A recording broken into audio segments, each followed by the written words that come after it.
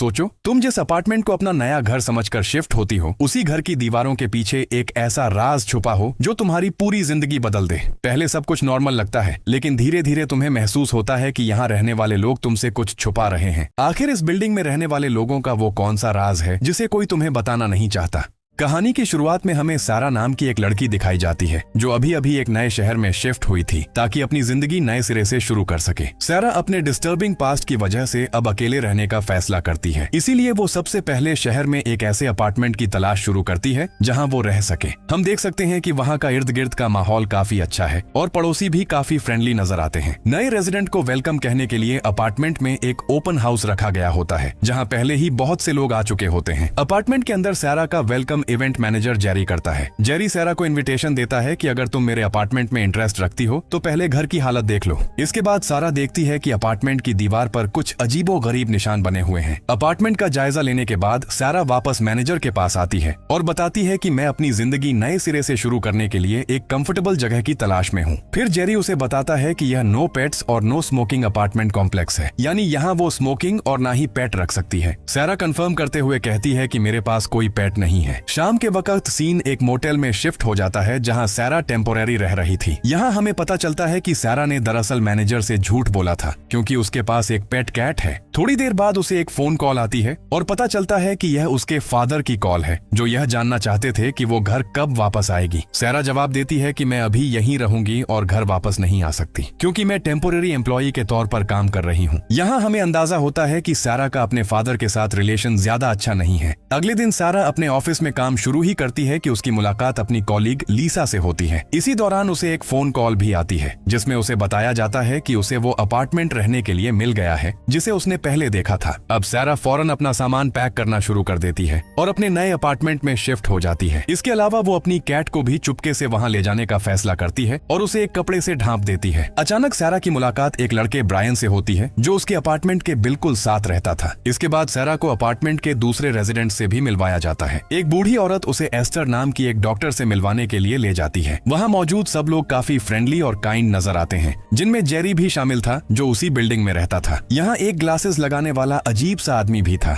जिसका नाम लेस्टर था। वो सारा के पास आता है और उसे द पावर ऑफ कम्युनिटी नाम की एक बुक पढ़ने के लिए देता है। वो कहता है कि यह बुक तुम्हारे लिए बहुत फायदेमंद होगी, लेकिन सारा इनकार कर देती है क्योंकि उसे नहीं लगता कि उसे इस बुक की जरूरत है और वैसे भी वो आदमी उसे काफी क्रीपी लगता है। बाद में उसी रात सारा को सोने में मुश्किल होती है क्योंकि जो मेडिसिन वो इस्तेमाल किया करती थी वो खत्म हो चुकी थी। अब सारा खुद को जबरदस्ती सुलाने की कोशिश करती है, लेकिन उसे कहीं से अजीबोगरीब आवाजें सुनाई देने लगती हैं। ये आवाजें उसे मजीद परेशान करती हैं, जबकि पहले ही उसे सोने में मुश्किल हो रही थी। अगले दिन सारा दोबारा अपना सामान शिफ्ट करने का काम शुरू कर देती है। ब्रायन उसके पास आता है और उसकी मदद करते हुए मैट्रेस को उसके अपार्टमेंट के सामने ले आता है। वो मैट्रेस को अपार्टमेंट के अंदर रखने की ऑफर करता है, लेकिन सारा इनकार कर देती है क्योंकि उसे डर था कि कहीं उसकी कैट का पता न चल जाए। अब तकरीबन हर रात सारा को उन अजीब आवाजों की वजह से सोने में मुश्किल होती थी। शुरू में उसे कोई स्ट्रेंज चीज नजर नहीं आती, लेकिन एक रात उसे अपने ही अपार्टमेंट के अंदर से आवाजें सुनाई देती हैं। जब वो आवाजों का पता लगाने की कोशिश करती है तो उसे मालूम होता है कि उसके अपार्टमेंट का दरवाजा खुला हुआ है। इसके बावजूद सारा उन अजीब आवाजों के बीच सोने की कोशिश करती है जो बार बार उसकी नींद खराब कर रही थी। अगली सुबह सारा नींद पूरी न होने की वजह से स्ट्रेस महसूस करने लगती है। अचानक उसके अपार्टमेंट के दरवाजे के नीचे से एक लेटर अंदर आता है। पता चलता है कि यह एक वार्निंग लेटर है जो उसे इसलिए भेजा गया था क्योंकि उसने वहाँ पेट रखकर अपार्टमेंट के रूल्स की वायोलेशन की है। ये देखकर सारा सोच में पड़ जाती है कि आखिर किसी को कैसे पता चला कि उसके पास कैट है। वो बाहर निकलकर ये देखने की कोशिश करती है कि ये लेटर किसने भेजा है। वहाँ मौजूद वो लोग जो आमतौर पर उसके साथ बहुत फ्रेंडली रवैया रखते थे, सारा को लगता है कि उनमें से कोई भी ऐसा नहीं कर सकता। लेकिन उसी कॉरिडोर में उसे लेस्टर स्ट्रेंज अंदाज में अपनी तरफ देखता हुआ नजर आता है। सारा जब उसे आवाज देती है तो लेस्टर फौरन वहाँ से भाग जाता है और उसी वक्त ब्रायन भी अपने रूम से बाहर आ जाता है। यहाँ ब्रायन उसे बताता है कि मैं आज रात डिनर पार्टी रखने वाला हूँ और वो उसे भी इसमें ज्वाइन होने की इन्विटेशन देता है। दूसरे रेजिडेंट्स भी वहाँ आने वाले थे, इसलिए सारा कहती है कि मैं आज रात जरूर आऊंगी। इसके बाद सीन सारा के ऑफिस में शिफ्ट हो जाता है, जहां उसकी बॉस उसे बहुत सारे काम दे देती है। पूरी नींद न लेने के बावजूद सैरा को बहुत सा काम करना पड़ता है। सैरा की फ्रेंड लीसा को उसकी हालत देखकर बुरा लगता है, तो वो उसे चीयर अप करने की कोशिश करती है। घर जाने से पहले लीसा सैरा के अपार्टमेंट में उससे मिलने आती है। इसी दौरान सैरा को याद आता है कि उसने ब्रायन की पार्टी में जाने का वादा किया था। ब्रायन भी अपने अपार्टमेंट से बाहर आता है और सैरा को पार्टी में आने के लिए कहता है, लेकिन सैरा अपोलोजाइज करते हुए कहती है कि मैं भूल गई थी कि मेरा कोई और प्लान था, शायद मैं बाद में पार्टी में आ जाऊं। अपार्टमेंट के अंदर सैरा और लीसा आपस में सैरा और उसके फादर के बीच खराब रिलेशन के बारे में बात करती हैं। हमें पता चलता है कि सैरा के फादर का अपनी ही स्टेप मदर के साथ अफेयर हुआ करता था। अब सैरा पहले ही रात को होने वाली आवाजों और लगातार अपनी नींद खराब होने की वजह से थकी हुई थी और ऊपर से उसे वो वार्निंग लेटर भी मिल चुका था। यहाँ लीसा सैरा को समझाती है कि तुम्हें इस बात की फिक्र करना छोड़ देना चाहिए कि दूसरे लोग तुम्हारे बारे में क्या सोचते हैं। बाद में उसी रात सैरा अपने रूम में किसी आवाज से अचानक जाग जाती है और उसे धुएं की स्मेल भी आ रही होती है। जैसे ही वो उसे चेक करती है, उसे ओवन के ऊपर अपनी पेट से रिलेटेड एक और थ्रेटनिंग लेटर नजर आता है। उसी वक्त एक शॉकिंग इंसिडेंट पेश आता है और पता चलता है कि धुएं की स्मेल उसकी कैट की वजह से आ रही थी, जिसे जलाकर मार दिया गया था। सैरा अपनी आंखों के सामने ये सब देखकर यकीन नहीं कर पाती, मगर उसी वक्त कोई अचानक पीछे से उसे पकड़ लेता है। वो शख्स फौरन सैरा को एक चेयर के साथ बांध देता है। सैरा को शक होता है कि ये आदमी लेस्टर है, इसलिए वो उससे रिक्वेस्ट करती है कि वो उसे नुकसान न पहुंचाए। लेकिन वो आदमी दरअसल वो शख्स था जो हमेशा सैरा के साथ अच्छा सलूक करता था और उसका ख्याल रखता था। सैरा उसे देखकर बहुत हैरान हो जाती है और ब्रायन उसे एक एनेस्थेटिक का इंजेक्शन लगाने वाला होता है। खुशकिस्मती से सैरा उस चेयर को तोड़कर वहां से भागने में कामयाब हो जाती है। वो मदद के लिए चीखती है और भागते हुए कॉरिडोर में डॉक्टर एस्टर से टकरा जाती है। शुरू में सैरा को सुकून मिलता है कि शायद अब उसे बचा लिया जाएगा,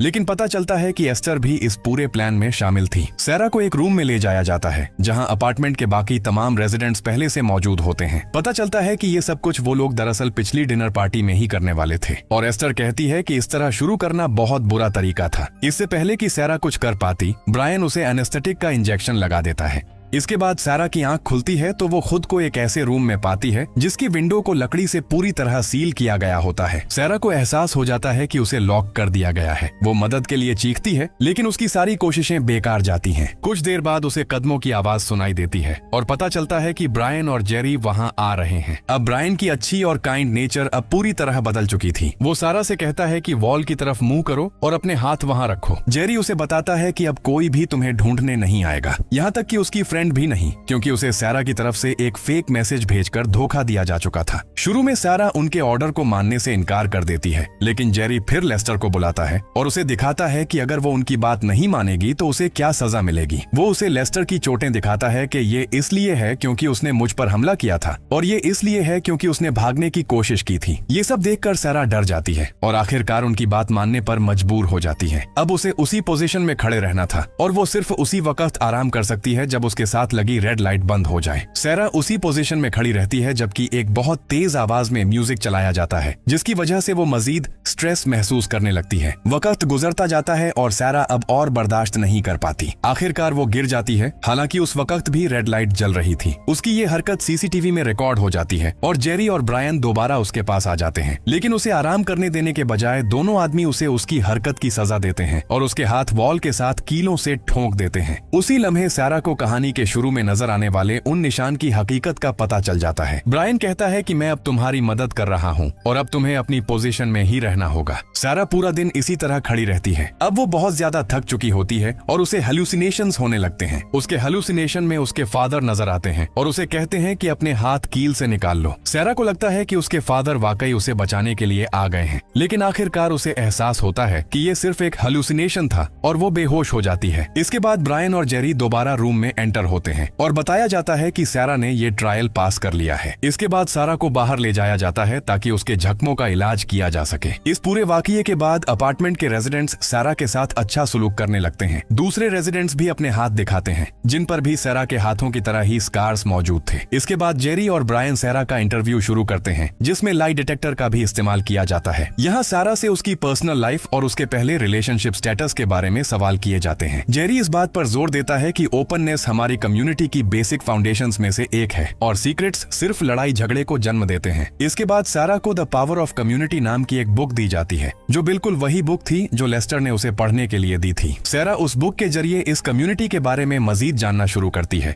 और आहिस्ता आहिस्ता समझने लगती है कि इस कम्युनिटी का मकसद क्या है। उनका मकसद एक ऐसी कम्युनिटी बनाना है जो दूसरी कम्युनिटी से डिफरेंट हो, जहां सोशल हार्मनी पर ज्यादा जोर दिया जाए। इसके बाद सारा का दोबारा इंटरव्यू लिया जाता है और उससे कम्युनिटी की 4 फाउंडेशंस के नाम बताने के लिए कहा जाता है। यहाँ सारा पूरे कॉन्फिडेंस से जवाब देती है कि वो 4 फाउंडेशंस सेल्फलेसनेस, ओपननेस, एक्सेप्टेंस और सिक्योरिटी हैं। आखिर में उससे पूछा जाता है कि क्या तुम इस कम्युनिटी का हिस्सा बनना चाहती हो, जिस पर सारा जवाब देती है कि हाँ, लेकिन लाई डिटेक्टर बताता है कि वो झूठ बोल रही है। इसके बाद उसे कम्युनिटी के बारे में मजीद जानने का एक और मौका दिया जाता है, इसलिए उसे एक क्लासरूम में ले जाया जाता है जहाँ बच्चे एक वीडियो टेप के जरिए कम्युनिटी के बारे में सीख रहे होते हैं। उस रिकॉर्डेड टेप में चार्ल्स एलरबी नामी एक शख्स का इंटरव्यू दिखाया जाता है। यही वो शख्स था जिसने अपनी जहानत और खौफनाक तरीकों के जरिए इस कम्युनिटी को बिल्ड किया था। सेरा आहिस्ता आहिस्ता इन 4 फाउंडेशंस को समझना शुरू करती है, जिनमें सेल्फलेसनेस, ओपननेस, एक्सेप्टेंस और सिक्योरिटी शामिल थी। अब सिक्योरिटी के बारे में चार्ल्स एलरबी बताता है कि जब हमें पता चलता है कि हमारा पड़ोसी हम पर नजर रख रहा है, तो हम अपना सबसे अच्छा रवैया अपनाते हैं। इन 4 फाउंडेशंस पर अमल करते हुए उनकी कम्युनिटी लोनलीनेस, पॉवर्टी और झगड़े से आजाद रह सकती है। इसके बाद समझा जाता है कि सारा अब कम्युनिटी में मजीद रिस्पॉन्सिबिलिटीज संभालने के लिए तैयार है, इसलिए उसे एक ऐसे रूम में ले जाया जाता है जो दरअसल अपार्टमेंट के तमाम रेजिडेंट्स की एक्टिविटीज को मॉनिटर करने के लिए बनाया गया था। अब पूरी तरह क्लियर हो जाता है कि इससे पहले उन्हें सारा की हर हरकत के बारे में कैसे पता चल जाता था, और साथ ही वो अपनी चौथी फाउंडेशन यानी सिक्योरिटी पर भी अमल कर रहे थे। जब वो सारे रेजिडेंट्स पर नजर रख रहे होते हैं तो पता चलता है कि उनके पीछे भी एक सीसीटीवी कैमरा मौजूद है। सारा ये पूछने की कोशिश करती है कि आखिर हम पर कौन नजर रख रहा है, लेकिन ब्रायन कहता है कि ये हमारा मसला नहीं है और उसे वापस मॉनिटर की स्क्रीन पर नजर रखने को कहता है। मॉनिटर की स्क्रीन पर सारा देखती है कि उस बूढ़ी औरत को सांस लेने में मुश्किल हो रही है और वो अचानक गिर जाती है। यहाँ सारा फौरन ब्रायन को सिग्नल देती है कि वो उस बूढ़ी औरत की मदद करे। यहाँ जेरी सारा की अपनी रिस्पॉन्सिबिलिटी को अच्छी तरह पूरा करने पर उसकी तारीफ करता है। उसी वक्त अपार्टमेंट के तमाम रेजिडेंट्स उस बूढ़ी औरत से मिलने के लिए वहाँ आ जाते हैं। यहाँ ब्रायन फिर उन तमाम कॉन्ट्रीब्यूशंस के बारे में बताना शुरू करता है जो उस बूढ़ी औरत ने रेजिडेंट रहते हुए इस कम्युनिटी के लिए दी थी। शुरू में सब कुछ नॉर्मल लगता है, यहाँ तक कि ब्रायन आखिर में कुछ ऐसी बातें कहता है जो फेयरवेल वर्ड्स जैसी महसूस होती हैं। सारा जब गैस ट्यूब तैयार होते हुए देखती है तो घबरा जाती है। ब्रायन आहिस्ता से उसे बताता है कि वो बूढ़ी औरत समझती थी कि अब वो कम्युनिटी के लिए मजीद कोई कंट्रीब्यूशन नहीं दे सकती, लेकिन सरप्राइजिंगली वो बूढ़ी औरत इस सब को खामोशी से एक्सेप्ट कर लेती है और ऐसे जाहिर करती है जैसे उसे पहले ही मालूम हो कि ऐसा होने वाला है। अब सारा अपने इमोशंस पर काबू रखने पर मजबूर होती है, जबकि वो देखती है कि उस बूढ़ी औरत के सर को ब्लैक प्लास्टिक से ढांप दिया जाता है और पॉइजन गैस उसी प्लास्टिक के अंदर पहुंचाई जाती है, जिससे वो औरत मारी जाती है। बूढ़ी औरत के मरने के बाद ब्रायन कम्युनिटी में शामिल होने के अपने शुरुआती दिनों के एक्सपीरियंस के बारे में बताता है। ब्रायन सारा को यकीन दिलाता है कि इस कम्युनिटी ने उसकी बहुत मदद की थी। इस खौफनाक वाकये के बाद सारा आखिरकार इस कम्युनिटी का हिस्सा बनने पर राजी हो जाती है। इसके बाद उसे कोर्टयार्ड में ले जाया जाता है जहां बाकी सारे रेजिडेंट्स पहले ही मौजूद थे, ताकि सारा की कम्युनिटी में आने का जश्न मनाया जा सके। सारा को बिल्कुल अंदाजा नहीं होता कि वहां उसके कान के पीछे एक गर्म लोहे से निशान लगा दिया जाएगा। इसके बाद ब्रायन उसे बताता है कि यहाँ मौजूद सब लोगों के पास भी बिल्कुल ऐसा ही निशान है। जश्न के दौरान सारा को एक और हैरत का सामना करना पड़ता है जब उसे पता चलता है कि उसकी मंगनी लेस्टर से कर दी गई है, जो वही क्रीपी आदमी था। इसकी वजह ये थी कि लेस्टर एक लोनली मैन था जो अपनी वाइफ के कैंसर की वजह से मरने के बाद अकेला रह गया था, जिस वजह से सारा के पास इस कम्युनिटी में एक दूसरे के लिए सूटेबल बनने के अलावा कोई और चॉइस नहीं होती। आखिरकार उन दोनों की शादी कर दी जाती है। एक न्यूली मैरिड कपल की तरह लेस्टर फौरन सारा को अपने अपार्टमेंट में ले जाता है। उसे बताया जाता है कि उसका पुराना अपार्टमेंट अब उसका नहीं रहा, बल्कि वो एक नए कैंडिडेट के लिए है।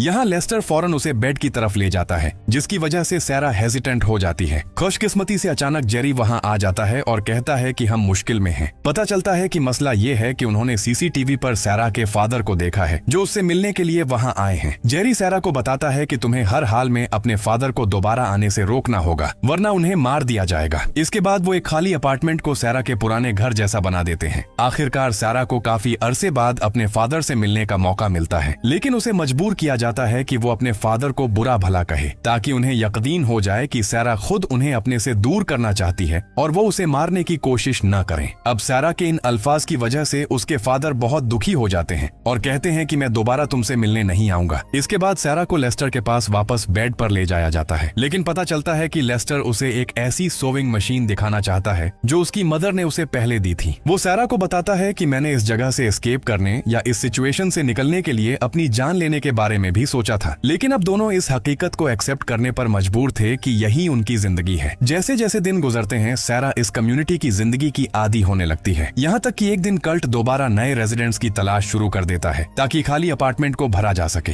उसी वक्त सैरा हैरान और परेशान हो जाती है जब वो देखती है कि उसकी फ्रेंड लीसा भी उस खाली अपार्टमेंट के लिए अप्लाई करने वहाँ आ गई है। यहाँ लीसा बहुत खुश होती है जब उसे पता चलता है कि उसे वहाँ रहने के लिए सिलेक्ट कर लिया गया है। अब वो लोग दोबारा अपना एक्शन शुरू कर देते हैं। सैरा को आखिरकार पता चलता है कि हर रात उसे जो अजीब आवाजें सुनाई देती थीं, वो सिर्फ फेक नॉइजेस थीं ताकि उसे स्ट्रेस और डिस्कम्फर्ट में रखा जा सके। इसके अलावा वो लीसा को उसकी पुरानी एम्प्टी और सेल्फिश लाइफ से अलग करने की हर मुमकिन कोशिश करते हैं, लेकिन सैरा उन्हें याद दिलाती है कि लीसा एक मजबूत लड़की है और वो यकीनन वापस मुकाबला करेगी। और सैरा की बात बिल्कुल सही साबित होती है। जैसे ही वो लीसा को पकड़ने वाले होते हैं, लीसा ब्रायन के कान पर काट लेती है। इसके बाद सैरा को अपनी फ्रेंड को काम डाउन करने के लिए वहाँ भेजा जाता है, लेकिन वो ऐसा करने में नाकाम रहती है क्योंकि लीसा लगातार फाइट बैक करती रहती है। इसलिए उसे सजा देने के लिए उसके कान में स्क्रू ड्राइवर से वार करने का फैसला किया जाता है। सैरा को स्क्रू ड्राइवर ऑर्डर का हुक्म दिया जाता है। जब जेरी स्क्रू ड्राइवर पर वार करने वाला होता है तो सैरा अपने इमोशंस पर काबू नहीं रख पाती और स्क्रू ड्राइवर से जेरी की गर्दन पर वार कर देती है। इसके बाद सैरा और लीसा फौरन वहाँ से भागने लगती हैं, लेकिन बदकिस्मती से जेरी अभी जिंदा होता है और वो लीसा को गोली मारकर कत्ल कर देता है। सैरा फौरन जेरी पर हमला करती है और उसे कई बार स्क्रू ड्राइवर से स्टैब करती है, यहाँ तक कि वो मर जाता है। उसी वक्त सैरा कंफ्यूज्ड हो जाती है जब वो देखती है कि मैनेजर जेरी के हाथों और उसके कान के पीछे भी बिल्कुल वही निशान मौजूद है। इसके बाद वो एक गन हाथ में लेकर बाहर निकलती है, जबकि अलार्म बजना शुरू हो जाता है कि कुछ बुरा हो रहा है। सारे रेजिडेंट्स बाहर आकर सैरा को घेर लेते हैं, जिनमें ब्रायन भी शामिल होता है। अब ब्रायन अपनी झूठी बातों के जरिए सैरा को कन्विंस करने की कोशिश करता है, लेकिन सैरा फौरन उसे गोली मार देती है। इसके बाद सैरा एंट्रेंस डोर की तरफ भागती है, लेकिन जैसे ही वो तकरीबन बाहर निकलने में कामयाब होने वाली होती है, उसे पकड़ लिया जाता है और गन भी उससे छीन ली जाती है। मगर सरप्राइजिंगली लेस्टर उस शख्स को गोली मार देता है जो सैरा को पकड़े हुए होता है और उसे फौरन भागने के लिए कहता है। इसी दौरान लेस्टर उन रेजिडेंट्स को रोकने की कोशिश करता है जो सैरा का पीछा करने की कोशिश कर रहे होते हैं और फिर आखिरकार खुद भी गोली चलाकर अपनी जान खत्म कर लेता है। यहाँ सारा खून में लथपथ सड़क पर भाग रही होती है कि अचानक उसे एक बोर्ड नजर आता है जिस पर एक लोगो बना होता है और वो लोगो बिल्कुल उसी लोगो जैसा था जो वो कम्युनिटी इस्तेमाल करती थी। इसके अलावा उसे पता चलता है कि आसपास मौजूद हर बिल्डिंग से वही अलार्म बज रहा है। यहीं सारा को एहसास होता है कि ये कम्युनिटी सिर्फ इसके अपार्टमेंट तक लिमिटेड नहीं थी, बल्कि पूरे ब्लॉक्स ही चार्ल्स एलरबी के सिख कम्युनिटी के आइडियाज से अफेक्टेड हैं। मजीद ये कि वहाँ सीसीटीवी कैमरास भी मौजूद होते हैं जो इस बात की तरफ इशारा करते हैं कि कोई न कोई उन सब पर नजर रख रहा है। आखिर में सारा एक घबराई हुई हंसी हंसती है और अपनी मुट्ठी भींच लेती है क्योंकि उसे एहसास हो जाता है कि अब वो पहले जैसी सैरा नहीं रही और फिर वो वहाँ से भाग जाती है। और इसी के साथ इस मूवी की कहानी यहीं पर खत्म हो जाती है। Thanks for watching.